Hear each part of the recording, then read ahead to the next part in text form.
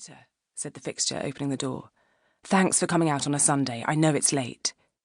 She was just about as tall as he was, 5'5" and a bit, which made it easy to look right into his eyes and be struck every single time by the fact that they were very large.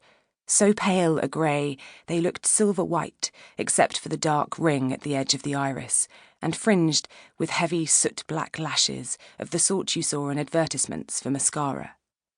He looked tired, she thought. Tired and older than the 40-ish he usually appeared. The extreme pallor was normal, vivid against the pure, slicked-back black of his hair, but the worried line between his eyebrows was not. It's not Sunday night, it's Monday morning, she said. No worries, Ruthven. Tell me everything. I know you didn't go into lots of details on the phone. Of course. He offered to take her coat. I'll make you some coffee. The entryway of the embankment house was floored in black and white checkered marble, and a large bronze ibis stood on a little side table where the mail and car keys and shopping lists were to be found. The mirror behind this reflected Greta dimly and greenly, like a woman under water. She peered into it, making a face at herself, and tucked back her hair. It was pale Scandinavian blonde, and cut like lists in an off-the-shoulder bob, fine enough to slither free of whatever she used to pull it back. Today, it was in the process of escaping from a thoroughly childish headband. She kept meaning to have it all chopped off and be done with it, but never seemed to find the time.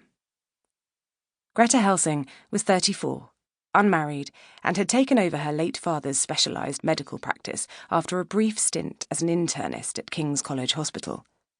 For the past 5 years, she had run a bare-bones clinic out of Wilfert Helsing's old rooms in Harley Street, treating a patient base that to the majority of the population did not, technically, when you got right down to it, exist.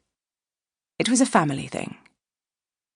There had never been much doubt which subspeciality of medicine she would pursue once she began her training. Treating the differently alive was not only more interesting than catering to the ordinary human population, it was in many ways a great deal more rewarding. She took a lot of satisfaction in being able to provide help to particularly underserved clients. Greta's patients could largely be classified under the heading of monstrous, in its descriptive rather than pejorative sense. Vampires, were-creatures, mummies, banshees, ghouls, bogeymen, the occasional arthritic barrow-wight. She herself was solidly and entirely human, with no noticeable eldritch qualities or powers whatsoever, not even a flicker of metaphysical sensitivity. Some of her patients found it difficult to trust a human physician at first, but Greta had built up an extremely good reputation over the 5 years she had been practicing supernatural medicine, largely by word of mouth. Go to Helsing. She's reliable. And discreet. That was the first and fundamental tenet, after all.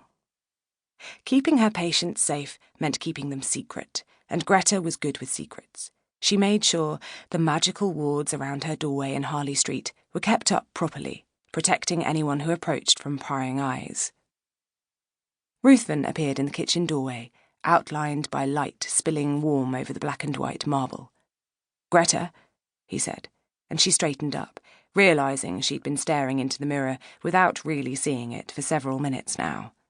It really was late. Fatigue lapped heavily at the pilings of her mind. "Sorry," she said, coming to join him, and a little of that heaviness lifted as they passed through into the familiar warmth and brightness of the kitchen.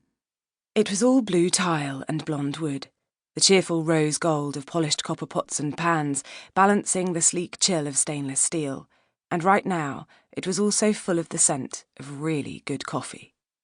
Ruthven's espresso machine was a La Cimbali, and it was serious business. He handed her a large pottery mug.